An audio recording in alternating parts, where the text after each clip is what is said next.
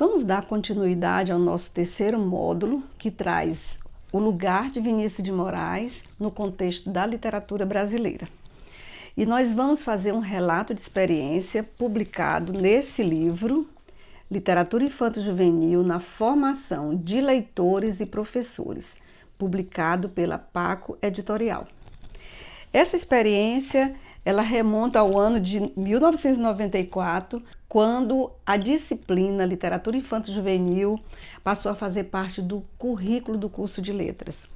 Além da disciplina, eu criei um grupo de estudos com alunos para estudarmos mais profundamente teoria e lermos literatura, as obras literárias, com o objetivo de ir às escolas e fazer atividades lúdicas com as crianças de escolas públicas.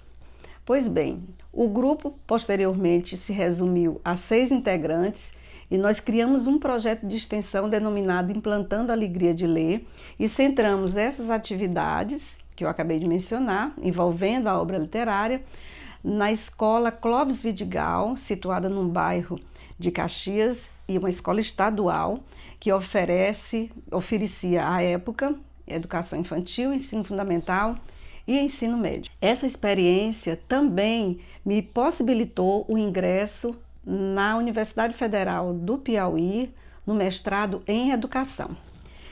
E essa experiência, ela tem a ver com o nosso curso, e é isso que eu vou falar, com a obra a ser estudada, com a obra de Vinícius de Moraes. Mas antes que eu fale disso, eu vou descrever rapidamente o sumário desse livro. É importante também dizer que ele foi adquirido pelo MEC na política pública PNBE, Programa Nacional Biblioteca da Escola, professor, e foi enviado para todas as escolas do ensino fundamental do Brasil como referência teórica e metodológica para professores que atuam no ensino fundamental. Então vamos ao capítulo 1.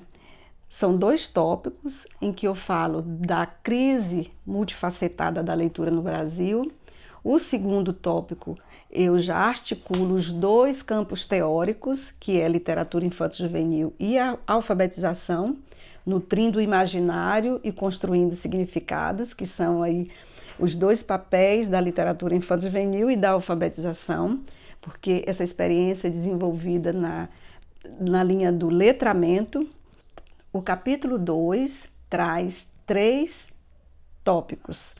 O primeiro, práticas de leitura como ponto de partida, porque eu verifiquei, enquanto professora formadora de futuros professores, que o gargalo de se estabelecer práticas leitoras são as carências desses futuros profissionais enquanto leitores.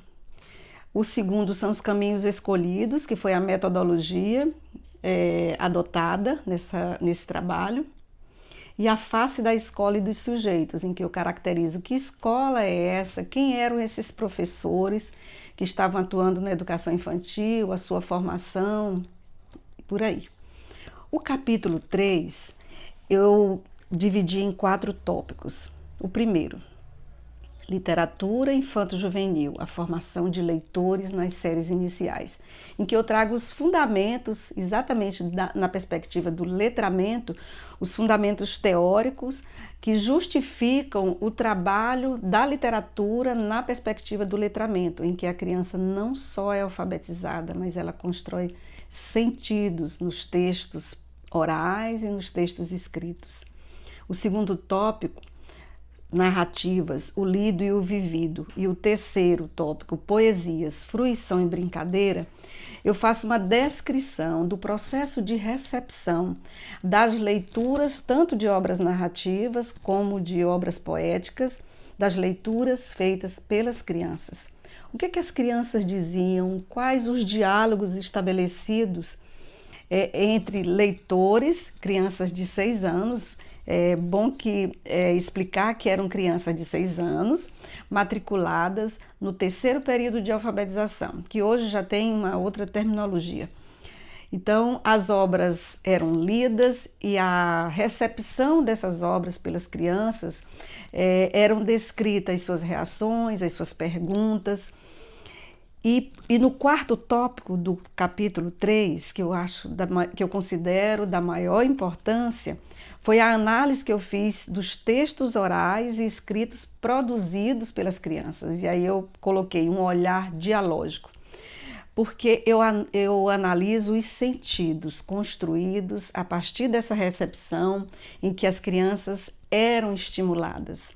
Após ouvir as leituras ou lendo as próprias obras, no decorrer do ano, elas já estavam lendo sozinhas, eu e a professora Neonília, diga-se de passagem, sem a participação delas, seria difícil desenvolver essa experiência, porque eu não era professora alfabetizadora.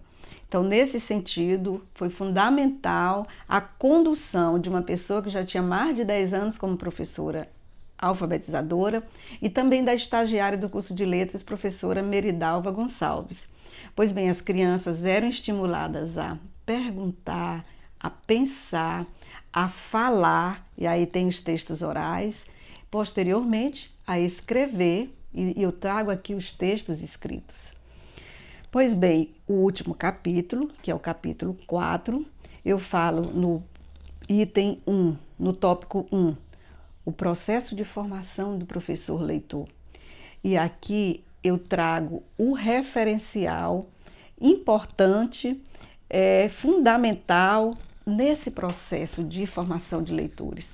Trabalhar com literatura não pode ser considerado como uma atividade simples, em que não há planejamento, em que não há uma organização sistemática. Sim, é preciso, principalmente na escola. Eu sei que o curso tem como ouvintes também pais. Então, guardadas aqui as proporções, eu estou me dirigindo aos pais que têm que fazer outras atividades, né, mais direcionadas para o aprendizado da língua.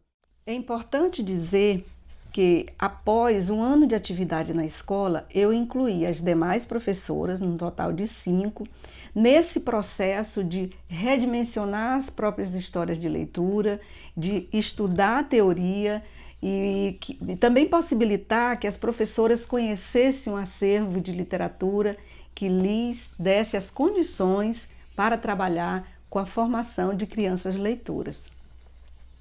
Pois bem, nesse tópico eu comento obras relacionadas à leitura, literatura infanto-juvenil e alfabetização, bem como obras metodológicas.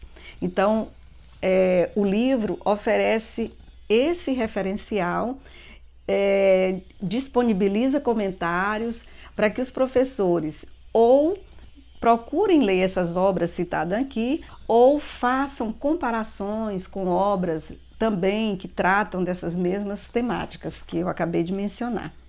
E, por fim, fecha o capítulo 4, Travessias da Prática, Dificuldades e Descobertas, porque eu faço uma reflexão sobre as dificuldades enfrentadas por mim e pelas demais professoras da educação infantil na prática, ou seja, como aliar teoria e prática de uma forma segura, de uma forma que os resultados considerassem o potencial das crianças, mas também que permitissem elaborar atividades para que as crianças avançassem no processo de alfabetização.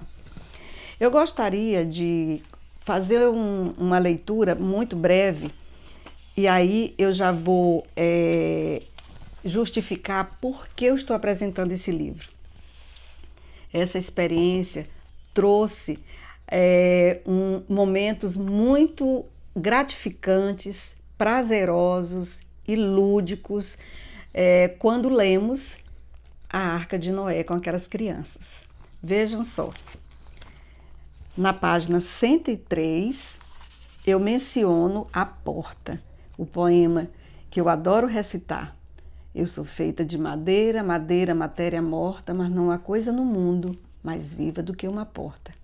E eu escrevi: o poema acima tornou-se o preferido de muitas crianças e por isso repetido várias vezes sem que fosse solicitado.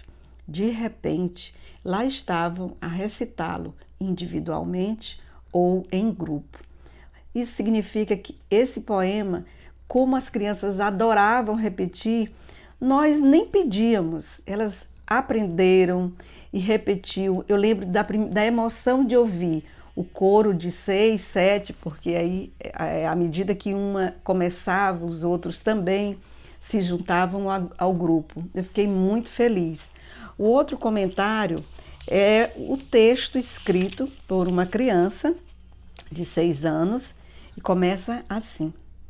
Era uma vez uma casa muito engraçada que tinha um pé de árvore e uma cerca. Aí tinha um jarro de flores e uma bola que a menina gostava de jogar. E a menina ficou em cima da flor. Olha os pés dela, olha. Aí a menina pegou um relógio, um coração desenhado e uma florzinha. E pronto. É um texto oral. Mas é importante dizer que é uma obra que já mostra aqui a intertextualidade com a casa do Vinícius de Moraes.